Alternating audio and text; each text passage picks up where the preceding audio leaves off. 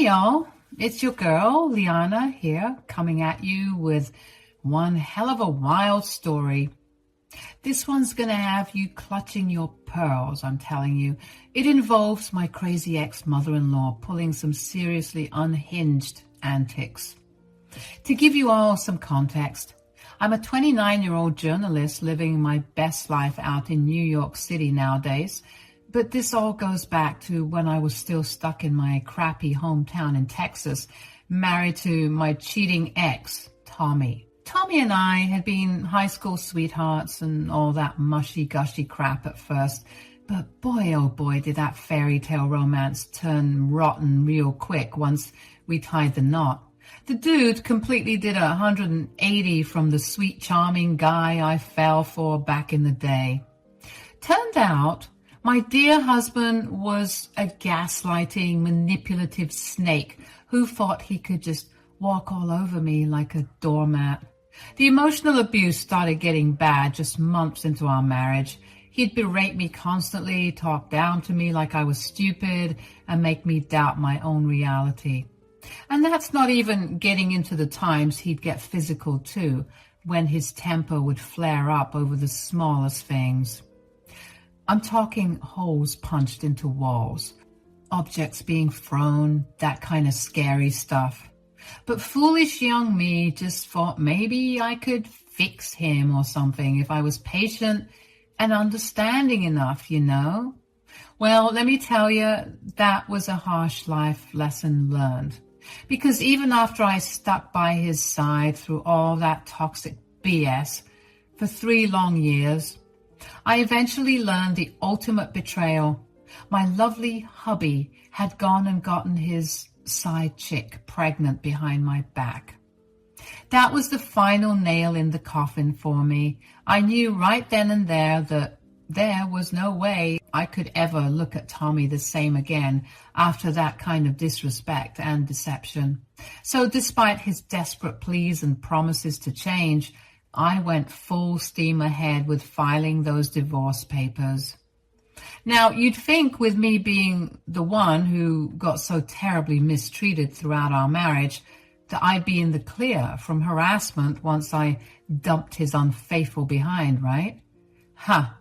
Oh, if only it were that simple. No, instead my troubles were just beginning. Because as it turned out, Tommy and his Looney Tunes mother, Lou, were some next-level psychos who simply couldn't accept me walking away with my freedom and self-worth intact. I'll never forget that haunting phone call from Lou the day after my divorce was finalized. I had felt so liberated, like a huge weight got lifted off my shoulders, and I could finally start healing. But Lou's shrill, screeching voice came through to rain on my parade. Leanna, how could you do this to us? You're running my poor Tommykins' life just because you're some selfish little brat who couldn't appreciate what a good man he was. He did everything for you, and this is how you repay him? I just rolled my eyes, feeling that sense of dread creep back in. Lou, I don't have time for this right now. Oh, no, you don't get to dismiss me, you ungrateful wench. You're going to pay for what you did to my son. Did you even stop to think about how your greed is affecting him financially now that he has to pay your ridiculous alimony fees? Greed? I wanted to laugh, as if me finally putting an end to the vicious cycle of abuse was me just being greedy. But hearing her spew all that toxic nonsense only reaffirmed I had made the right call. Needless to say, that was just the start of Lou's relentless harassment and stalking efforts. No matter how many times I switched numbers, that crazy woman would somehow find a way to track me down so she could bombard me with strings of hateful texts and voicemails all over again. You'll never be happy, you evil shrew. Her voice would screech through the speaker. You won't be able to hide from Tommy forever. He's going to take you back whether you like it or not, you dumb tramp. Yeah, real high-class lady there, huh? Still, sad as it was, I expected nothing less from my twisted ex-mother-in-law. She was always Lou, not Lulu to me. Just a bitter old miserable hag desperately clinging to the twisted idea that her precious baby boy could do no wrong. So for the sake of my own healing, I made the wise choice to go full no contact with both Tommy and his whack job mom. I blocked their numbers, blocked them on all socials, the whole 9 yards. Looking back, it was easily one of the best decisions I ever made for my mental health. Of course, that didn't stop Lou from finding new ways to harass me every now and then. She would make weird prank calls, send nasty emails, and even reach out to some of my friends trying to turn them against me. At a certain point, it got so over the top that I actually had to get the cops involved to declare her behavior as harassment. But of course, they didn't do much. They just saw her as this innocent but senile lady who could do no harm. But that wasn't true. Every text, every call, every comment was a reminder of the hell I went through for those 3 years. After some time, though, things finally seemed to settle down for a little while. I ended up landing an awesome journalism gig out in the Big Apple where I could really dive headfirst into focusing on my dreams and healing from those traumatic past relationships. Life was honestly going so amazingly well. I had a fab new career trajectory, amazing friends who became my chosen family, and was truly coming into my own in ways I never thought possible during my dark years of abuse. Until one fateful day when I got a call that rocked my world. My Uncle Lenny, who I was super close with while growing up, had passed away back home in my small Texas town. Uncle Lenny was genuinely one of the sweetest, most caring souls you could ever hope to meet. Despite being just a simple school teacher, he devoted so much of his spare time to volunteering at children's hospitals, homeless shelters, you name it. He was the kind of selfless guy who would give you the shirt off his back without hesitation. So it absolutely shattered my heart to learn he was gone, and knowing I wouldn't get a proper chance to say my final goodbyes. I hadn't physically been back to our hometown in ages due to the lingering trauma of my divorce. But there was no question in my mind that I had to return to be with my folks and the rest of my grieving family for his funeral after such a devastating loss. I hopped on the first flight out to Texas, already an emotional wreck. Saying goodbye to that sweet man was going to be one of the hardest things I ever had to do. What made it even harder was knowing what else awaited me back in that godforsaken small town. The possibility of running into those toxic leeches, Lou and Tommy. See, Lou was never just my ex-mother-in-law. She had grown up and spent her whole life in the same area, so running into her out in public was pretty much inevitable, since our families had deep roots there. And of course, wherever Lou's wretched presence festered, Tommy was never too far behind like a whipped puppy.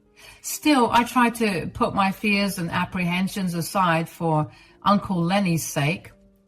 When my Uber pulled up to my childhood home, I just focused on reuniting with my folks and honoring this beautiful memory. And that's what really mattered most.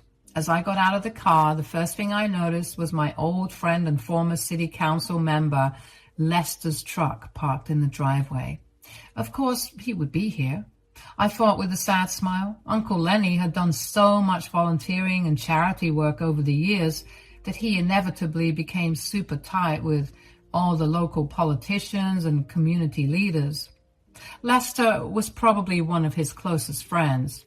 I felt a comforting warmth knowing someone like him would be here for my family during this heavy time. Uncle Lenny's passing had been a huge loss for the whole town, not just my relatives, so I took a deep breath, walked up that all too familiar long driveway, and headed inside, bracing myself for lots of hugs, tears, and difficult goodbyes over the next few days. My parents were an absolute wreck as expected. We spent The first several hours just drinking tea and swapping old stories and anecdotes about Lenny back when we were kids. I couldn't contain my own waterworks either, as more and more heartwarming memories came rushing back of what an amazing uncle and human being he had been in life. Lester himself was there pretty much from the moment I arrived until well into the evening, too. He was a total rock for all of us through the grieving process, offering so much compassion and even laughing along whenever we'd fondly recall Lenny's incredible sense of humor, too. A really great man. As evening fell, Lester eventually had to head out despite all of us wishing he could stay longer. We would miss that comforting presence over the next few days as we prepared for the upcoming funeral service. Just when I thought the night's poignant grieving session was winding down, though, I got a notification on my phone that made my blood run cold. It was from an unknown number, but I knew exactly who was behind it. That deranged hag, Lou.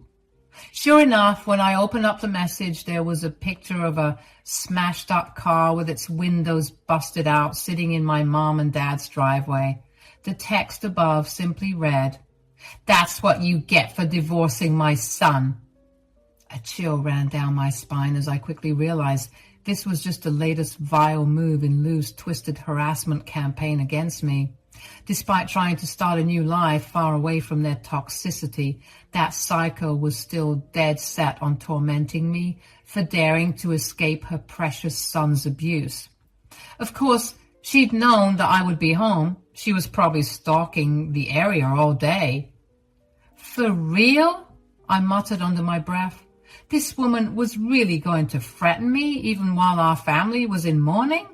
Talk about a new low. In a sudden flash of anger, I tried to call the number back, but it went straight to voicemail.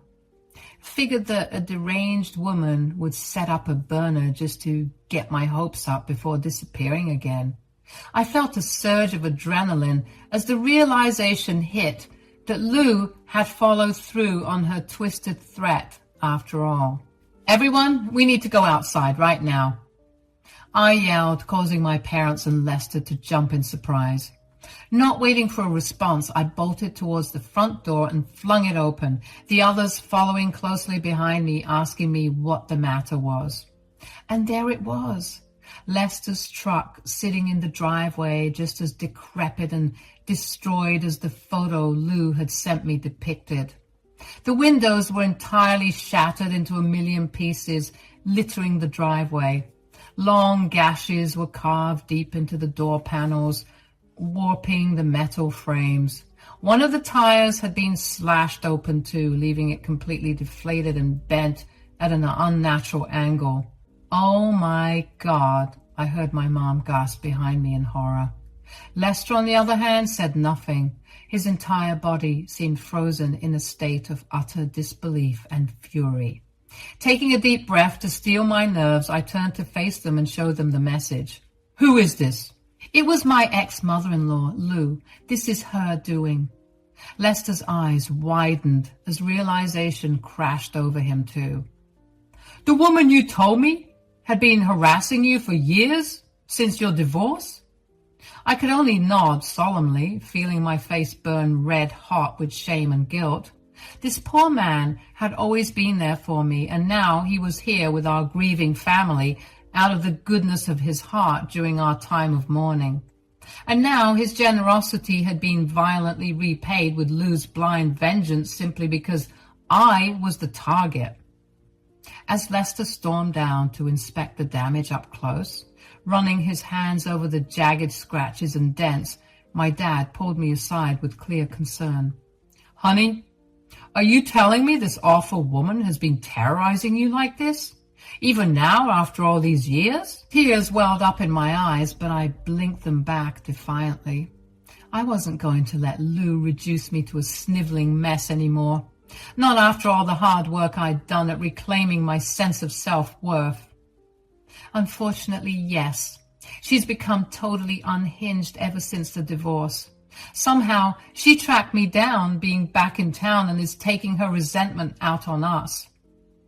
A big part of me regrets coming back here now and putting you all at risk from her toxic obsession. Don't you dare say that, my father stated firmly, wrapping me up in a tight embrace. We're your family. We'll get through this together like we always have before. I felt a tear roll down my cheek as I melted into his comforting hug. God, how I'd missed this unbridled parental love and support during all these couple of years living alone in the big city. No matter how independent I prided myself on being, I would always need these roots to stay grounded. The tender moment was shattered, however, by Lester's enraged bellow from over by the driveway. Unfreaking believable! Someone clearly has a death wish targeting me like this, he snarled, slamming his fist down against what remained of his truck bed. Taking a deep breath to regain my composure, I headed over to try and de-escalate the situation before the kind old man did something rash. Lester, I'm so sorry you got dragged into the crossfire like this. I never imagined Lou would go so far as to take her vendetta out on you too. He leveled me with an intense glare, the raw fury and hurt still radiating from those eyes. So help me understand then, just what kind of a person are we dealing with here? Do I need to be watching over my shoulder everywhere I go now in case she's got more unpleasant surprises in store? No. Despite her clear lack of boundaries, Lou isn't the kind of unhinged lunatic who would physically threaten or stalk anyone. She much prefers fighting her petty wars from the shadows through sabotage like this. The real scary part is just how deranged her vendetta against me has gotten. If she's willing to turn it towards destroying the property of total strangers now too. Lester seemed to consider my assessment for a few moments before squaring his shoulders with a resolute nod. In that case, I believe it's time we return the favor and fight back through more official channels then. Despite the direness of the situation, I felt a glimmer of hope stir in my chest. You're going to take legal action against her? You're damn right I am. Harassment, property destruction, everything. And as one of the longest tenured council members in town, you can bet you're behind. I've got plenty of connections to make this an open and shut case too. Scribbling down Lou's full name and home address on a little notepad, I passed the details along to Lester.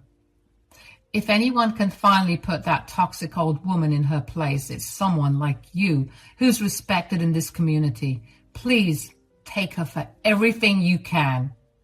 His expression softened slightly as he accepted the notepad. You've been through more than enough trauma at her hands, Leanna. From here on out, consider this a personal mission to make sure she never bothers you or your loved ones ever again. Relief washed over me, finally having such a powerful ally in my corner against Lou's torment. With Lester now hell-bent on holding her fully accountable, perhaps I would finally break free from that cycle of abuse once and for all.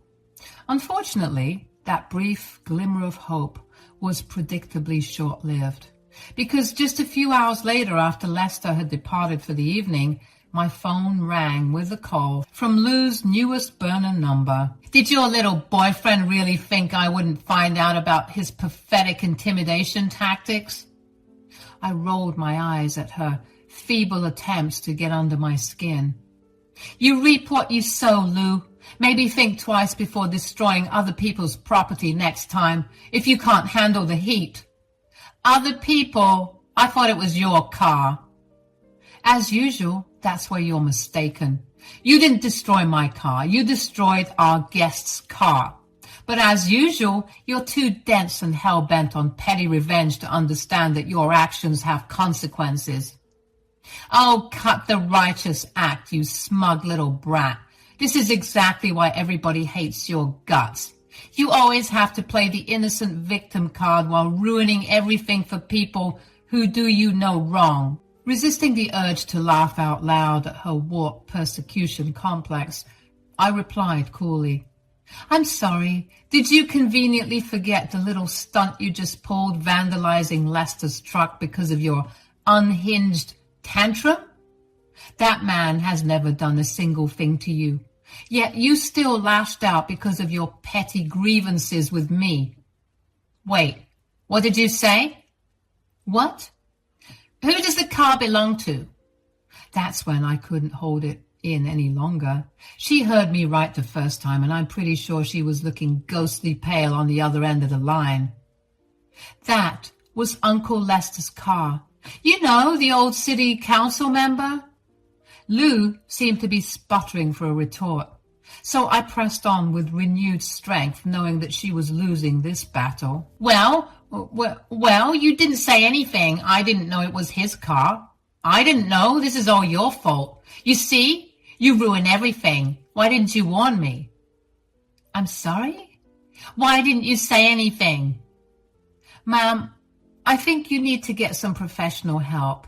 How in God's name was I supposed to know that you were planning on vandalizing my property? And even if I somehow knew and was stupid enough to say, swipe or no swiping, to a deranged idiot like you, would you have even listened to me? Oh, God, I'm going to be ruined. What did he tell you? Is he going to sue? Tell me now. I felt a sudden pang of pity for this deranged, hateful woman, still so blinded by her own biases that she truly believed the insane bile pouring from her lips. How sad and small her miserable existence must be, if tormenting me was all she had left to cling to. I laughed again, a hearty belly laugh. It was quite bitter, actually, considering the circumstances. Your fragile ego is too far gone to comprehend reality at this point. There was a strange silence on the other end as Lou seemed to be hyperventilating, trying to process the brutal truths I had just laid bare. For once in her miserable life, that wretched woman was at a total loss for snide remarks or hurtful barbs to fling back in her defense. Lou? I prodded, unable to resist a small smirk from creeping across my face. What's the matter? Cat, finally got your tongue after all these years? More tense silence, aside from the unthinkable ragged breathing patterns of someone teetering on the verge of a panic attack. A small part of me felt a pang of vicious satisfaction, knowing I had rendered the great Lou temporarily speechless simply by speaking my own truth out loud. Finally, in a small, quavering voice I had never heard from her before. Leanna, please, you have to listen to me. This has all gone too far.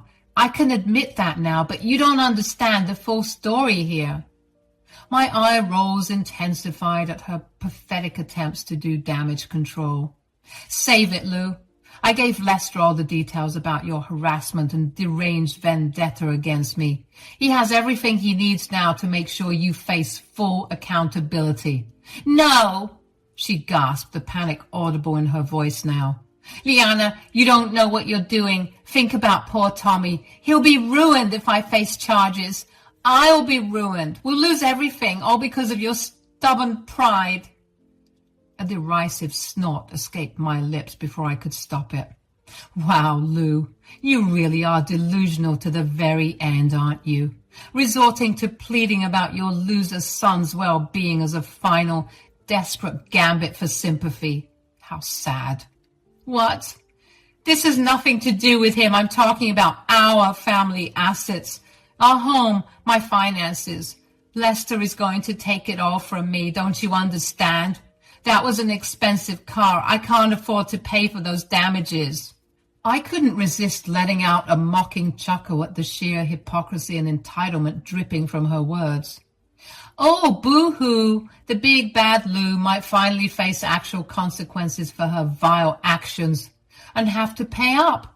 What a shame. Maybe you should have thought about that before harassing me relentlessly for years and vandalizing an innocent man's vehicle just for your giggles. This is the bed you've made, Lou. Now you're just going to have to lie in it for once.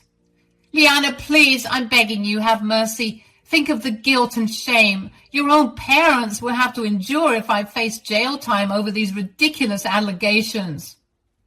That desperate plea is what finally broke the dam inside me, causing me to erupt with uncontrollable laughter.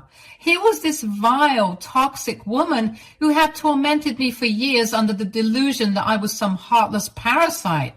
Yet in her final hour of desperation, she couldn't resist trying to emotionally manipulate me one last time by invoking parental shame.